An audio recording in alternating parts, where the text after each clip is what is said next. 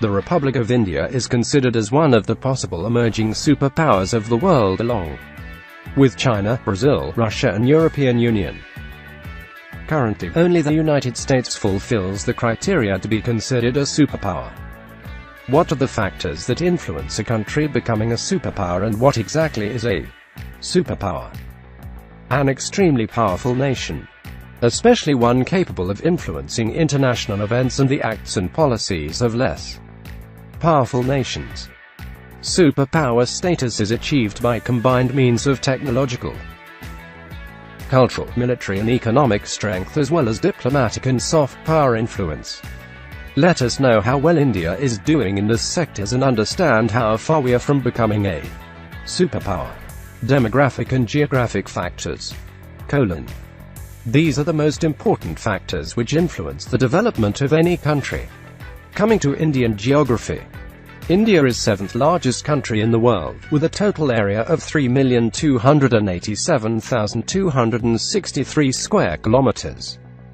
India is a subcontinent geographically isolated in all directions, with Bay of Bengal on south, east, Arabian Sea and Indian Ocean on southwest, and Sulayman Mountains, Seyfud Mountains, Hindu Kush, Karakoram, Arakan Range in world's longest Himalayas covering 2,000 kilometers. This effectively makes Indian subcontinent like a castle surrounded by wall of mountains and water, stretching thousands of kilometers.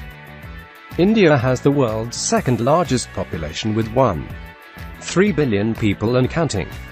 Many consider this as one of the disadvantages of the country, which is right for some extent. Most of them choose to ignore the fact that due to its high birth rate, India has a young population compared to most aging nations.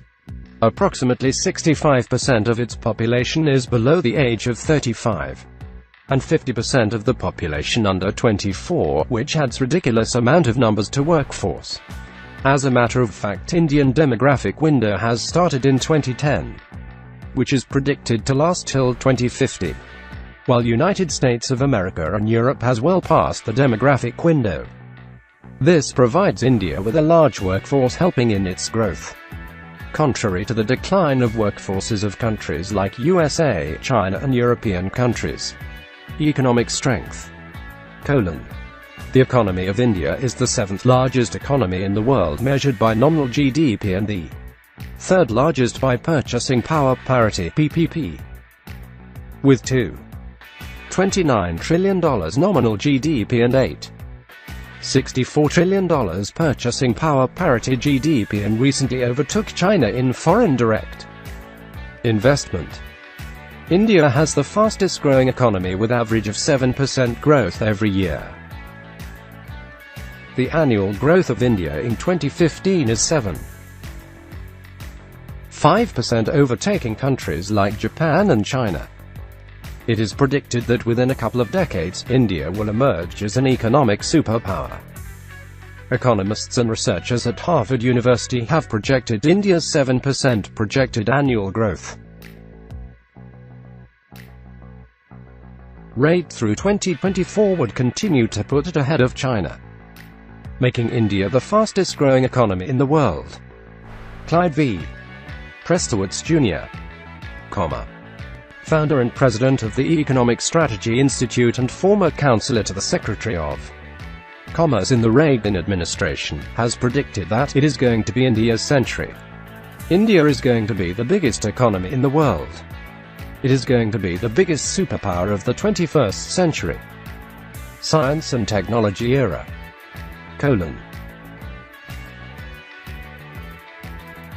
India is becoming one of the world's leading producers of computer software, and with mushrooming R&D centers, it is experiencing a steady revolution in science and technology. The southern part of India is responsible for the lion's share of technology and advancements the country has made.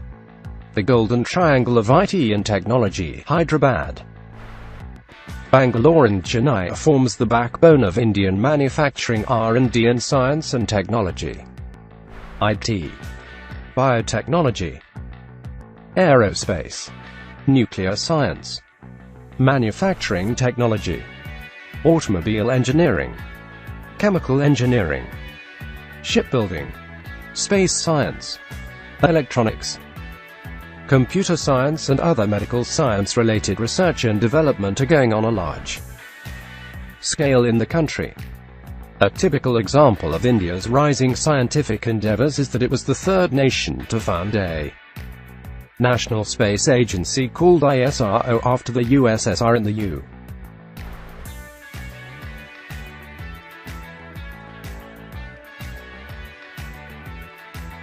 U.S.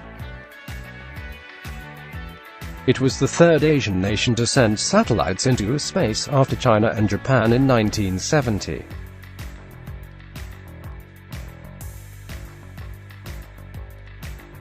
Starting with Aryabhata in 1975.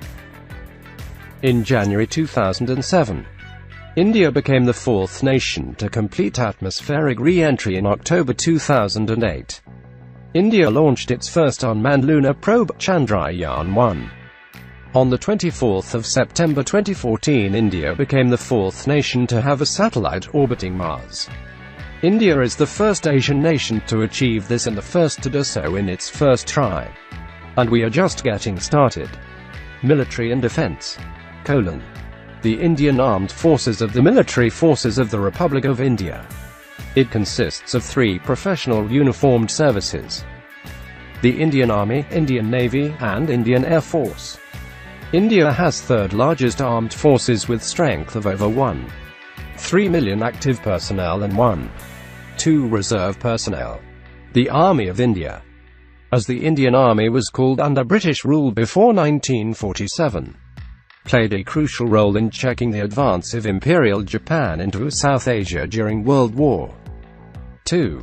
It also played a leading role in the liberation of Bangladesh in 1971.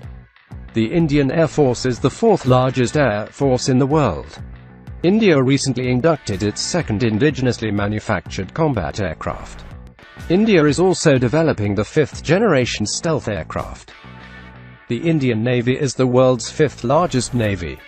It is considered to have blue water capabilities with sophisticated missile-capable warships, aircraft carrier, minesweepers, advanced submarines and the latest aircraft in its inventory, along with a significant use of state-of-the-art technology that is indigenously manufactured. It operates two aircraft carriers and also plans to induct the INS Vikrant by 2018, followed by a larger INS Vishal.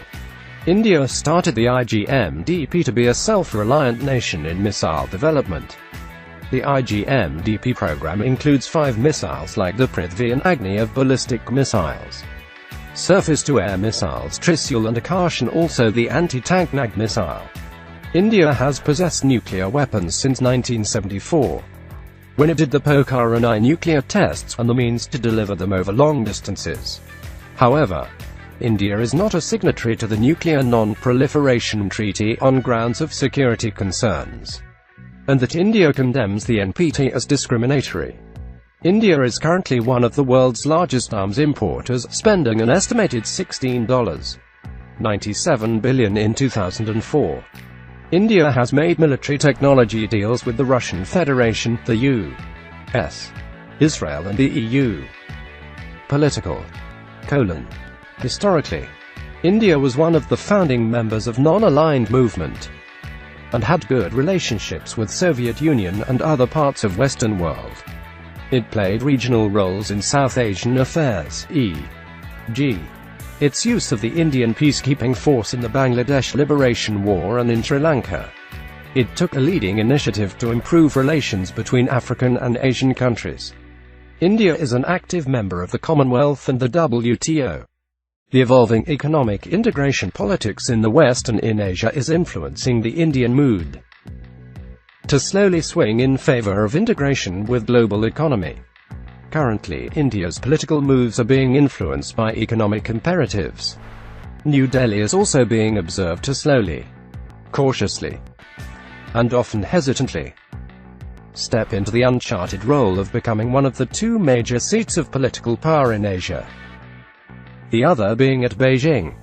Some enlightened thinkers from the subcontinent have also envisioned, over the long run, of a South Asian version of free trade zone and even a union, where the South Asian nations relinquish all past animosities and move to make economic growth a pan-subcontinental phenomenon.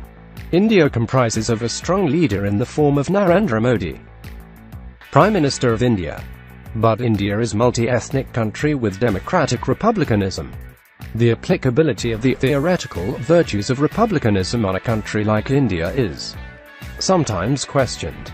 The Indian government has to consider many interest groups before decision-making. However, it should be noted that India is relatively a much younger republic when compared to other major democracies.